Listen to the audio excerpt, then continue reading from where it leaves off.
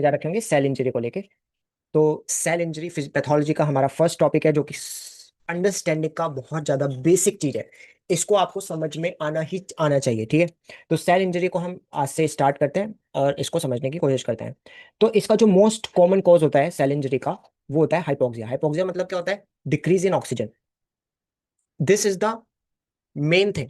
Cell injury होने की main thing है ऑक्सीजन की कमी, मतलब हाइपोक्सिया। उसके बाद hypoxia leads to ischaemia, that is loss of blood supply. Now, the most sensitive cell to hypoxia is brain, neurons, CNS, and it takes, अगर 3 से 5 मिनट भी ऑक्सीजन नहीं मिलती है यहाँ पे ब्रेन में, न्यूरॉन्स में और सीएनएस के अंदर, तो इनकी सेल इंजरी स्टार्ट हो जाती है, that leads to cell death. उसके बाद अगर आप यहाँ पे एक चीज ध्यान रखेंगे आपसे, इन योर एमबीबीएस और होम्योपैथी और आयुर्वेदिक लेक्चर्स, जिस भी पर्पज से आप देख रहे हो, सेंसिटिव अगर आप पढ़ रहे हैं इन होम्योपैथी या फिर इन एलोपैथी और इन आयुर्वेदा, तो आप रेजिस्टेंट सेल्स भी पढ़ेंगे आगे से, ठीक है। सेंसिटिव चीज अगर आप पढ़ रहे हैं तो रेजिस्टेंट भी पढ़ेंगे। तो मोस्ट रेजिस्टेंट टू हाइपोक्सिया क्या है? फाइब्रोब्लास्ट, ठीक है। चलिए, तो ये हमारा हो गया कंप्लीट। इसके बाद आगे स्टार्ट करते हैं। इससे पहले हम आगे की स्लाइड्स को समझने की कोशिश करें। हम सबसे पहले एक बेसिक चीज समझेंगे यहाँ पे, कि मान लीजिए कोई सेल है, ठीक है। अब इस सेल की सेल डेथ होनी है, तो उस सेल की सेल डेथ होने के लिए क्या क्या चीजें चाहिए? देखिए, एक सेल है तो इसके अंदर न्यूक्लियस भी होगा, ठीक है, ये होगी सेल मेम्ब्रेन। और यहाँ पे हो गया ये साइटोप्लाज्म। ये जो पूरा एरिया हो गया, this is the cytoplasm of the cell, ठीक है, साइटोप्लाज्म। अब अगर मुझे इस सेल की सेल डेथ करानी है, तो मेरे को क्या क्या करवाना पड़ेगा? तो वो हम देखते हैं। मेरे को सेल मेम्ब्रेन मारनी पड़ेगी, मेरे को न्यूक्लियस मारना पड़ेगा और मेरे को साइटोप्लाज्म मारना पड़ेगा, तब जाके इस सेल की सेल डेथ हो सकती है, पॉसिबल, ठीक है। तो ये एक हमें पता होना चाहिए कि सेल की सेल डेथ होने के लिए क्या इंपॉर्टेंट है। तो ये आपको ध्यान में रखना है। तो इसको रब कर देते हैं और इसमें आगे बढ़ते हैं, ठीक है। Just a second.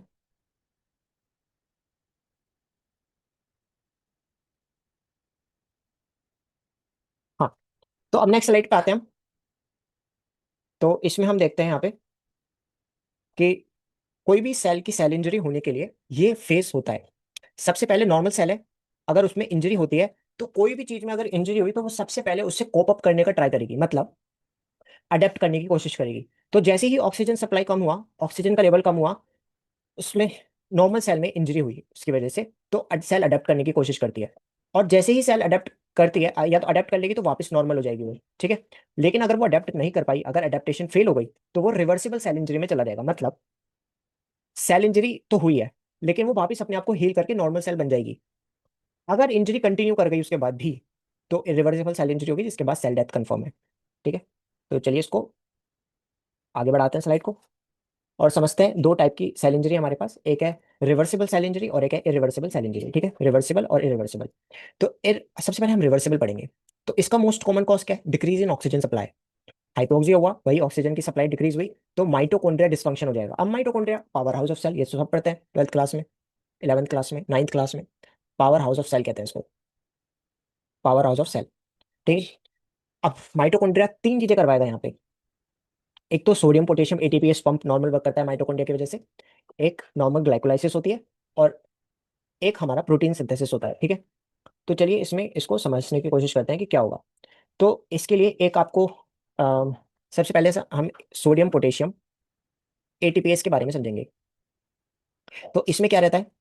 जैसे एक सेल है हमारी, तो उसमें आपको याद रखना है नोकिया, ये निमोनिक हो गया, मीन सोडियम बाहर जाएगा आउटसाइड, और जो पोटेशियम है वो जाएगा इनसाइड, ठीक है। ये ऑलवेज ध्यान रखना है कि सोडियम कहाँ जाता है नॉर्मल कंडीशन में और पोटेशियम कहाँ जाता है। तो सोडियम जाएंगे, 3 सोडियम बाहर जाएंगे, ये तो हमें पता ही होता है, और 2 पोटेशियम जाएंगे अंदर, एकदम बेसिक से हम लेके चलेंगे। 2 पोटेशियम जाएंगे अंदर। तो this is the network of the sodium potassium ATPase. और इस पूरे प्रोसेस में यहाँ पे इन्वेस्टमेंट होता है एक एटीपी का, एक एटीपी का खर्चा होता है इस पूरे प्रोसेस में। तो that's how sodium potassium ATPase works. लेकिन अगर ऑक्सीजन की कमी है, जिसकी वजह से माइटोकॉन्ड्रिया डिसफंक्शन होना स्टार्ट हो गया, क्योंकि माइटोकॉन्ड्रिया पावर हाउस को क्या चाहिए? पावर हाउस को चाहिए क्या? ऑक्सीजन चाहिए काम करने के लिए। अब एटीपी नहीं बनाएगा, इसका मेन काम होता है एटीपी बनाने का। अब एटीपी ही नहीं है, मतलब एनर्जी ही नहीं है, तो ये जो एटीपी चाहिए इस काम के लिए, वो नहीं मिल पाएगी, जिसकी वजह से sodium potassium ATPase form fail हो जाएगा, ठीक है, पहली चीज। दूसरी चीज, जो ग्लाइकोलाइसिस नॉर्मल साइटोप्लाज्म में होता है, जैसे कि हमें पता है साइटोसोल में होता है ग्लाइकोलाइसिस, एंड तो वो एनरोबिक कंडीशन बन गई तो एनरोबिक ग्लाइकोलाइसिस होगा, और प्रोटीन सिंथेसिस भी डिक्रीज हो जाएगा। ठीक है, चलिए आगे बढ़ते हैं, इसको आगे समझते हैं। सो जो फर्स्ट चेंज है सेल इंजरी में, वो हमसे क्वेश्चन पूछा जाता है हमारे एग्जाम्स में, फर्स्ट चेंज क्या होता है सेल इंजरी के दौरान, तो माइटोकॉन्ड्रिया डिस्फंक्शन होता है। लेकिन फर्स्ट मॉर्फोलॉजिकल चेंज क्या होता है, वो सेलुलर स्वेलिंग होती है। इसको समझते हैं हम। अगर हमारा ये पंप फेल हो जाता है, सोडियम पोटेशियम एटीपीएस पंप अगर फेल हो जाता है, तो क्या होगा, देखिए, इसके लिए हमको एक कॉन्सेप्ट और समझना पड़ेगा, जो इन जनरल मैं आपको यहाँ पे बताता हूँ। देखिए, अगर सॉल्ट इस डायरेक्शन में मूव कर रहे हैं तो हमें ध्यान रखना है उसी डायरेक्शन में वाटर भी मूव करेगा, जहां सॉल्ट वहां वाटर। ठीक है, तो इतना समझ में आया। तो अभी आते हैं कॉन्सेप्ट पे। Normal sodium potassium ATPase pump किस तरीके से काम कर रहा है, हमने पढ़ा था नोकिया। तो सोडियम कहाँ जाएगा, आउट। तो 3 सोडियम चले गए बाहर, और 2 पोटेशियम चले गए अंदर। ठीक है, तो ये हो रहा है नाउ, 3 सोडियम बाहर, 2 पोटेशियम अंदर। तो यहाँ पे एक एटीपी लगता है, लेकिन अब एटीपी तो है नहीं। अच्छा, उससे पहले हम यहाँ देखते हैं कि नेट चार्ज मूवमेंट किधर हो रही है। तो 3 बाहर जा रहे हैं, 2 अंदर आ रहे हैं, मतलब नेट एक मूवमेंट बाहर हो रही है सॉल्ट की, मतलब नेट सॉल्ट की मूवमेंट कहाँ हो रही है, बाहर की साइड। तो पानी कहाँ जाएगा, बाहर की साइड। सेल से पानी बाहर की तरफ जाएगा। लेकिन अब क्या हो रहा है, एटीपी घट गई, माइटोकॉन्ड्रिया डिस्फंक्शन है। माइटोकॉन्ड्रिया डिस्फंक्शन क्यों है, क्योंकि ऑक्सीजन की सप्लाई नहीं है। तो क्या होगा, एटीपी नहीं आएगा, और जब एटीपी नहीं है तो ये पंप ढंग से काम नहीं कर पाएगा। तो यानी कि नेट जो मूवमेंट है सॉल्ट का वो अंदर की साइड होगा। ठीक है, तो वाटर भी कहाँ मूव करेगा, अंदर की साइड मूव करेगा। जस्ट इसका उल्टा, ये नॉर्मल है तो ये अब नॉर्मल हो गया। ठीक है, अब इसकी वजह से क्या होगा, reversible action, this is reversible action, increase in concentration, और वाटर इनफ्लक्स करेगा अंदर की साइड, सेल के अंदर की साइड। तो यहाँ पे क्या होगा, एंडोप्लाज्मिक रेटिकुलम भी स्वेल कर जाएगा, और इसको हम कहते हैं सेलुलर स्वेलिंग। मतलब पानी अंदर की तरफ आना स्टार्ट हो जाएगा, सेल के अंदर पानी आना स्टार्ट हो जाएगा। आई होप आपको कॉन्सेप्ट समझ में आ गया हो ये वाला। नहीं आया तो कमेंट बॉक्स में बताना कि इसमें आपको क्या समझ नहीं आया, या अगर समझ में आ गया हो तो कमेंट बॉक्स में लिखना नोकिया। ठीक है, तो यहाँ पे इसे कहते हैं सेलुलर स्वेलिंग, क्योंकि पानी अंदर आ रहा है। क्लाउडी स्वेलिंग और हाइड्रोपिक चेंज, जब वो होता है तो एंडोप्लाज्मिक रेटिकुलम भी स्वेलअप करता है, माइक्रोविलाई लॉस्ट हो जाते हैं, साइटोप्लाज्मिक ब्लैब्स बनते हैं, और साइटोप्लाज्मिक ब्लैब्स इज लाइक इस तरीके की स्ट्रक्चर देखने को मिलेगी, और माइलिन फिगर्स बनते हैं ड्यू टू सेल बस्टिंग। अब इसको समझते हैं। सो यहाँ पे हम आगे बढ़ते हैं इसको, क्या, तो यहाँ पे लॉस ऑफ माइक्रोविलाई हो जाएंगे और माइलिन फिगर्स यहाँ पे हमें देखने को मिलेंगी ड्यू टू सेल बस्टिंग। तो जो हमारी सेल है उसकी सबसे आउटर मोस्ट लेयर जो होती है, जो कि सेल मेम्ब्रेन जिसे हम कहते हैं, ये हमारी हो गई सेल, तो इसके ऊपर सेल मेम्ब्रेन है, ये बनी हुई होती है फॉस्फोलिपिड की। ठीक है, फॉस्फोलिपिड्स की बनी हुई होती है। नाउ क्या हो रहा है कि जो फॉस्फोलिपिड की लेयर है, यहाँ पे ये लॉस्ट हो जाती है। ठीक है, फॉस्फोलिपिड की कंसेंट्रेशन डिक्रीज होती चली जाती है, सेल बस्टिंग उसी की वजह से होती है, माइलिन फिगर्स बन जाती है वहाँ पे। Concentric lamination also known as onion peel appearance, जिसकी वजह से जब ये फॉस्फोलिपिड लेयर डिस्ट्रॉय होने लगेगी तो वो ओनियन पील अपीयरेंस देनी स्टार्ट कर देगी इस तरीके से। ठीक है, यहाँ पे भी हम देख सकते हैं ओनियन पील अपीयरेंस। कंपोजिशन इसका ये रहता है मोस्टली, जो देखने को मिलेगा 90% फॉस्फोलिपिड्स होते हैं मोस्ट कॉमन, और बाहर की सेल मेम्ब्रेन जो है वहाँ पे कैल्शियम भी होता है। नेचर ने इस तरीके से डिजाइन करेंगे कि most of the calcium cell के बाहर मिलेगा, ना के अंदर। ठीक है, ऐसा क्यों, तो ऐसा इसलिए अगर कैल्शियम अंदर आना स्टार्ट कर देगा तो इसकी वजह से सारे जो एंजाइम्स हैं वो एक्टिव होते चले जाएंगे। जैसे कि मैंने आपको बताया, जैसे कि एक सेल है, उसके ऊपर क्या है, सेल मेम्ब्रेन हो गई, उसका क्या हो गया, न्यूक्लियस हो गया, उसमें क्या हो गया, साइटोप्लाज्म हो गया। तो अगर हम यहाँ पे देखते हैं फोस्फोलाइपेज, अंदर की तरफ क्या क्या मिलता है, फोस्फोलाइपेज और न्यूक्लियस। ठीक है, इस तरीके के जो एंजाइम्स हैं वो कैल्शियम से एक्टिवेट हो जाते हैं, जिसकी वजह से वो क्या करेंगे, न्यूक्लियस को डिस्ट्रॉय कर देंगे, न्यूक्लियस न्यूक्लियस को डिस्ट्रॉय कर देगा, फॉस्फोलाइपेज सेल मेम्ब्रेन को डिस्ट्रॉय कर देगा। तो अगर ऐसा होने लगा कि कैल्शियम अंदर मिलेगा तो वो सबको एक्टिवेट कर देगा, जिसकी वजह से सेल डेथ ऑटोमेटिकली हो जाएगी। तो इस वजह से नेचर ने प्रोटेक्टिव मैकेनिज्म रखा है कि जो ये हमारा मिलता है ये बाहर की तरफ मिलता है कैल्शियम। ठीक है, चलिए इसमें आगे देखते हैं। कॉन्सेंट्रिक लेमिनेशन हमने पढ़ लिया। तो रिवर्सिबल सेल इंजरी में क्या होता है, formation of myelin figure start हो जाती है। इरिवर्सिबल सेल इंजरी में भी माइलिन फिगर स्टार्ट होती है। तो माइलिन फिगर हमें दोनों को, माइलिन फिगर हमें दोनों केस में देखने को मिलेगी, रिवर्सिबल इंजरी में भी और इरिवर्सिबल इंजरी में भी। लेकिन इरिवर्सिबल में माइलिन फिगर्स ज्यादा देखने को मिलती हैं, बस इतना ध्यान रखना है। ठीक है, चलिए आगे बढ़ते हैं इसमें। ये आई होप आपको समझ में आ गया होगा। ठीक है, तो यहाँ पे हमने ये सारे कॉन्सेप्ट्स पढ़ लिए, नोकिया हमने पढ़ा, उसके बाद हमने loss of microvilli, cytoplasmic swelling, ये सारे कॉन्सेप्ट्स भी हमने अच्छे से पढ़े। ठीक है, चलिए अब देखते हैं यहाँ पे एक फिगर को हम समझने की कोशिश करेंगे। जैसे कि आपको यहाँ पे लाइट पिंक दिख रहा होगा और यहाँ पे आपको डार्क पिंक दिख रहा होगा। ये मैं यहाँ पे मार्कर चेंज कर लेता हूँ। यहाँ पे आप देख सकते हैं कि डार्क पिंक है और ये लाइट पिंकिश है स्ट्रक्चर्स। तो यहाँ पे लाइट पिंकिश क्या है कि सेलुलर यहाँ पे स्वेलिंग होनी स्टार्ट हो गई, पानी अंदर आना स्टार्ट हो गया, इस वजह से यहाँ पे यहाँ का पिंकिश जो वो है अपीयरेंस वो डिक्रीज होना स्टार्ट हो गया। यहाँ पे लिख भी रखा है क्लाउडी स्वेलिंग ऑफ किडनी। और यहाँ नॉर्मल ट्यूब्यूल्स हैं ये तो किडनी में, है ना। तो चलिए आगे बढ़ते हैं इसमें। तो यहाँ पे हम देख सकते हैं, उसके बाद पहला हमने कॉन्सेप्ट पढ़ लिया कि failure of sodium potassium ATPase होगा तो क्या होगा। इसमें हमने क्या पढ़ रहे हैं एक बार दोबारा से देख लेते हैं। हम सेल इंजरी पढ़ रहे हैं। सेल इंजरी में हमने क्या क्या देखा। मोस्ट कॉमन कॉज ऑक्सीजन की कमी, हाइपोक्सिया, है ना। उसके बाद हाइपोक्सिया की वजह से क्या होता है, इस्कीमिया होता है, loss of blood supply. Most resistant जो होते हैं वो brain neuron CNS 3 to 5 minute. Most resistant to hypoxia fibroblast होते हैं। Cell injury, normal cell injury, oxygen decrease होगा, मतलब उसकी वजह से सेल सबसे पहले अडेप्ट करने की कोशिश करेगी। अगर वो अडेप्टेशन फेल हो जाती है तो उसकी वजह से रिवर्सिबल सेल इंजरी होगी। अगर रिवर्सिबल सेल इंजरी भी उसके बाद भी इंजरी कंटिन्यू करती है तो रिवर्सिबल सेल इंजरी होगी। उसके बाद सेल डेथ हो जाएगी। रिवर्सिबल सेल इंजरी में हमने क्या पढ़ा, हाइपोक्सिया, जिसकी वजह से माइटोकॉन्ड्रियल डिस्फंक्शन हो जाता है। माइटोकॉन्ड्रियल डिस्फंक्शन की वजह से एटीपी डिक्रीज हो जाता है। एटीपी डिक्रीज होने की वजह से तीन काम हो सकते हैं। काम नंबर वन क्या होगा, सोडियम पोटेशियम एटीपीएस पंप। ये फर्स्ट स्टेप ही हम अभी डिस्कस कर रहे हैं। इसमें मैंने आपको बताया सॉल्ट इधर जाएगा, वाटर भी उधर जाएगा, क्योंकि एटीपीएस पंप खराब हो गया है। पहले सॉल्ट का नेट मूवमेंट बाहर था तो पानी बाहर जाता था, अब नेट मूवमेंट अंदर की तरफ हो जाएगा तो इस वजह से सॉल्ट वाटर भी अंदर की तरफ आने स्टार्ट हो जाएगा, इसलिए लाइट पिंकिश अपीयरेंस आपको देखने को मिली थी। इसमें क्या क्या देखने को मिलेगा, सेलुलर स्वेलिंग होगी जिसकी वजह से एंडोप्लाज्मिक रेटिकुलम की भी स्वेलिंग होगी, माइक्रोविलाई लॉस्ट हो जाएंगे, साइटोप्लाज्मिक फ्लैप्स बन जाएंगे। माइलिन फिगर्स देखने को मिलेंगी हमें यहाँ पे, जो कि ज्यादा किसमें देखने को मिलती है, इरिवर्सिबल सेल इंजरी में, ये दोनों में देखने को मिलती है ना। अब पढ़ते हैं anaerobic glycolysis, lactic acid pyruvic acid formation, ठीक है। और इसकी वजह से एनरोबिक ग्लाइकोलाइसिस, ग्लाइकोलाइसिस एनरोबिक हो रहा है तो लैक्टिक एसिड ही बनेगा, ये हमने पढ़ा है हाँ, क्लास 11th में।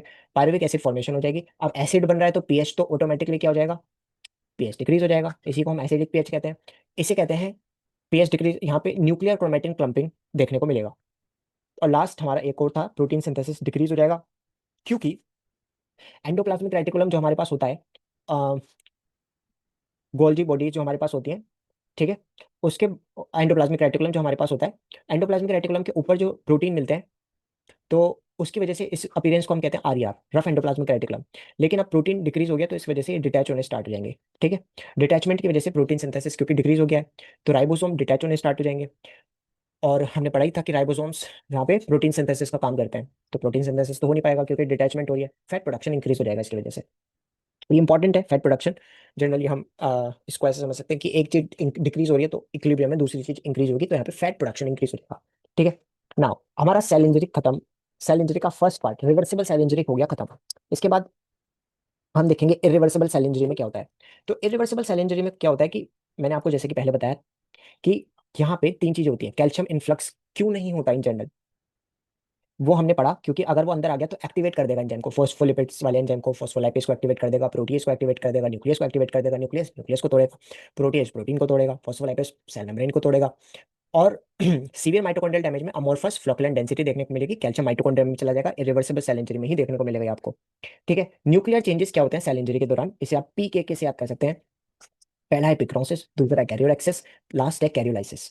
तो पिक्नोसिस फर्स्ट स्टेज है, ये स्टेजेस है जिसमें, क्योंकि यहाँ पे आपको ये समझना पड़ेगा कि देखो, अगर मान लो कैल्शियम अंदर एंटर कर भी गया तो क्या इतना ही आसान है न्यूक्लियस को तोड़ना, नहीं। इसकी स्टेजेस होती हैं, पिक्नोसिस, देन कैरियोलेक्सिस, देन कैरियोलाइसिस। तो पिक्नोसिस में क्या है, स्मॉल डार्क कलर का न्यूक्लियस, न्यूक्लियर क्रोमेटिन कंडेंसेशन आपको देखने को मिलेगी इसमें सिर्फ। कैरियोरेक्सिस में न्यूक्लियर फ्रेगमेंट्स में टूटना स्टार्ट हो जाएगा, और यहाँ पे देख सकते हैं आप। और कैरियोलाइसिस में न्यूक्लियर डिसॉल्व हो जाएगा, एकदम खत्म हो जाएगा, ठीक है। तो ये स्टेजेस आपको बहुत ध्यान रखने हैं, वाइवा में पूछा जाता है क्वेश्चन, ठीक है। तो आई होप इतना तो समझ में आ गया होगा कि रिवर्सिबल सेल इंजरी कैसे टेक प्लेस कर रही है। तो इसमें सिंपली है वो, हमारा नॉर्मल मैकेनिज्म, कैल्शियम जो बाहर रखा गया है बस वो अब अंदर मोशन करना स्टार्ट कर दिया है, जिसकी वजह से एंजाइम्स जो है वो एक्टिवेट हो गए हैं। और उन एंजाइम के एक्टिवेशन की वजह से क्या होगा, न्यूक्लियर डिस्ट्रॉय हो जाएगा, न्यूक्लियर डिस्ट्रॉय हो जाएगा, सेल मेम्ब्रेन डिस्ट्रॉय हो जाएगी, और प्रोटीन्स डिस्ट्रॉय होने स्टार्ट हो जाएंगे, ठीक है। इसके बाद सेल डेथ में आगे बढ़ते हैं हम। सेल डेथ में हम पढ़ेंगे नेक्रोसिस। नेक्रोसिस क्या होता है, अपोप्टोसिस क्या होता है, ये हमें टर्म्स पढ़नी है यहाँ पे। तो सेल मेम्ब्रेन में सबसे पहले सेल डेथ, नेक्रोसिस। नेक्रोसिस के बारे में सबसे पहले हमें चीज देखनी है, पैथोलॉजिकल सेल डेथ सबसे इंपॉर्टेंट है, और ये हमेशा एसोसिएटेड है विद इन्फ्लेमेशन, ठीक है, ऑलवेज एसोसिएटेड विद इन्फ्लेमेशन। तो अब what is pathological cell death, what is pathology, pathology means always associated with disease. अगर कोई ना कोई डिसीज है तो नेक्रोसिस देखने को मिलेगा, it's always comes with disease. And inflammation यहाँ पे हमें देखने को मिल रहा है, ठीक है। इसके बाद यहाँ पे एटीपी का यूसेज नहीं होता, ठीक है, एटीपी का यूसेज यहाँ पे नहीं होगा। और देखने को माइक्रोस्कोपिकली जब हम एग्जामिन करेंगे इसको तो पिंक कलर का दिखेगा, eosinophilic होगा। अमॉर्फस मतलब जिसकी कोई, मॉर्फस मतलब होता है शेप एंड साइज, एमॉर्फस मतलब जिसका कोई शेप साइज ना बचा हो। एक बार सेल की डेथ हो गई तो उसका किस बात का शेप और किस बात का साइज, तो मॉर्फोलॉजी उसकी खराब हो जाती है, ठीक है। एंड अगर हम आगे बढ़ते हैं इसमें, तो वो इसमें इन्फ्लेमेशन देखने को मिलेंगी, ये सबसे इंपॉर्टेंट फीचर है नेक्रोसिस के अंदर। अपोप्टोसिस में इसका उल्टा होता है, ठीक है। अपोप्टोसिस हम बाद में डिस्कस करेंगे। नेक्रोसिस के अब कुछ टाइप्स हैं, तो मैंने नेक्रोसिस में क्या बताया, एटीपी यहाँ पे नहीं चाहिए होता है, ठीक है। और साथ में इन्फ्लेमेशन के साथ एसोसिएटेड देखने को मिलेगा कौन, नेक्रोसिस, ठीक है। और यहाँ पे पैथोलॉजिकल सेल डेथ होती है। नेक्रोसिस के 5 टाइप्स होते हैं। पहला हो गया कोएगुलेटिव, दूसरा हो गया लिक्विफैक्टिव, ठीक है। एक तीसरा यहाँ पे हमारे पास जो सेल डेथ नेक्रोसिस देखने को मिलेगा वो होता है कॉलिगेटिव, केशियस सॉरी। और इसके बाद फैट नेक्रोसिस होता है और फिर फाइब्रिनोइड नेक्रोसिस होता है। दो और टाइप के नेक्रोसिस देखने को मिलते हैं, गैंग्रीन और जेंकर्स डिजनरेशन। लेकिन ये नेक्रोसिस का नॉर्मल टाइप नहीं है, ये हमें नॉर्मली देखने को नहीं मिलते, ये क्लिनिकल केसेस में देखने को मिलते हैं, ठीक है। तो सबसे पहले कोएगुलेटिव नेक्रोसिस हम पढ़ेंगे। कोएगुलेटिव क्या होता है, मोस्ट कॉमन टाइप का नेक्रोसिस है ये, ठीक है। इसका मेथड, जो इसका मोड ऑफ एक्शन होता है वो डीनेचुरेशन ऑफ प्रोटीन, प्रोटीन को डीनेचुरेट करके काम करता है। ऑर्गन्स यहाँ पे जो अफेक्ट करता है, kidney, solid organs, liver, heart, most common. और ग्रॉस अपीयरेंस इसकी वेज शेप इनफाक्ट, ये आप जो वेज शेप यहाँ पे स्ट्रक्चर देख रहे हो, पूरा किडनी एकदम परफेक्ट है, हेल्दी है, बस ये अलग से दिख रहा है wedge shape portion, this is in fact. इसको क्या बोलते हैं, इनफाक्ट कहते हैं। यहाँ पे कोएगुलेटिव नेक्रोसिस में और लिक्विफैक्टिव नेक्रोसिस में फर्क ये आता है कि कोएगुलेटिव नेक्रोसिस में टिश्यू आर्किटेक्चर प्रिजर्व दिखेगा, वहां पस वस नहीं पड़ता, टिश्यू एकदम मेंटेन्ड है, ठीक है। बस वहां पे उसकी डेथ हो गई है, लेकिन टिश्यू आर्किटेक्चर प्रिजर्व रहता है। इंपॉर्टेंट डिफरेंस है between the coagulative necrosis and liquefactive necrosis. तो कोएगुलेटिव नेक्रोसिस में क्या है, टिश्यू आर्किटेक्चर क्या होता है, प्रिजर्व रहता है। माइक्रोस्कोपिक टूम स्टून अपीयरेंस, मल्टीपल घूस है, इसके बारे में अच्छे से डिटेल में समझने की कोशिश करते हैं। तो यहाँ पे इसको हम समझने का ट्राई करेंगे, जैसे कि आप इस स्ट्रक्चर को यहाँ पे देख सकते हैं। तो यहाँ पे मैं इसको ऐसे डिवाइड कर देता हूँ, एक हमारे पास ये वाला सेक्शन देखने को मिल रहा है और एक हमारे पास ये वाला सेक्शन देखने को मिल रहा है। तो इस वाले एरिया में हम देख रहे हैं कि सब में सेल्स, छोटे छोटे न्यूक्लियस हैं बीच बीच में, है ना, हर जगह। लेकिन यहाँ पे वो खाली है एकदम एरिया, ये आपको एकदम खाली एरिया दिख रहा होगा। तो इसी को कहते हैं घोस्ट सेल्स, ठीक है। इसे मल्टीपल, तो यहाँ पे मल्टीपल घोस्ट सेल्स हैं। अब जब मल्टीपल मुर्दे एक जगह इकट्ठे होते हैं तो उसको कब्रिस्तान कहते हैं। तो ऐसे ही इसे मल्टीपल घोस्ट सेल वाले एरिया को टूम्ब स्टोन अपीयरेंस कह रहे हैं, ठीक है। तो आई होप आपको टूम्ब स्टोन अपीयरेंस समझ में आ गई हो कि what is tomb stone appearance. Next type का जो नेक्रोसिस होता है वो लिक्विफैक्टिव नेक्रोसिस है। तो इसको कॉलिक्यूटिव नेक्रोसिस भी कहा जाता है। यहाँ पे क्या है, पस फॉर्मेशन हो गई, और ये देखने को मिलेगा ब्रेन और पेनक्रियास के अंदर। ये भी सॉलिड ऑर्गन्स ही हैं, बट यहाँ पे देखने को मिलता है ब्रेन और पेनक्रियास के अंदर। टिश्यू आर्किटेक्चर जैसे कि मैंने आपको बताया, यहाँ पे लॉस्ट हो गया, क्यों, क्योंकि यहाँ पे पस फॉर्मेशन हो गई।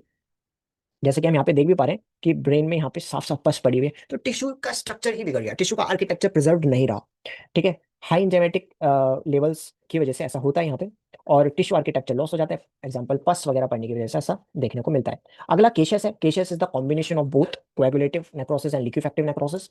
तो ये हमें यहाँ पे चीजी लाइक अपीयरेंस मिलेगी। अब क्वेश्चन आता है कि चीजी लाइक अपीयरेंस क्यों देखने को मिलती है, वो इसलिए देखने को मिलती है क्योंकि लिपिड कंटेंट जो सेल में होता है वो हाई होता है, तो उस लिपिड कंटेंट की वजह से चीजी अपीयरेंस देखने को मिलेगी।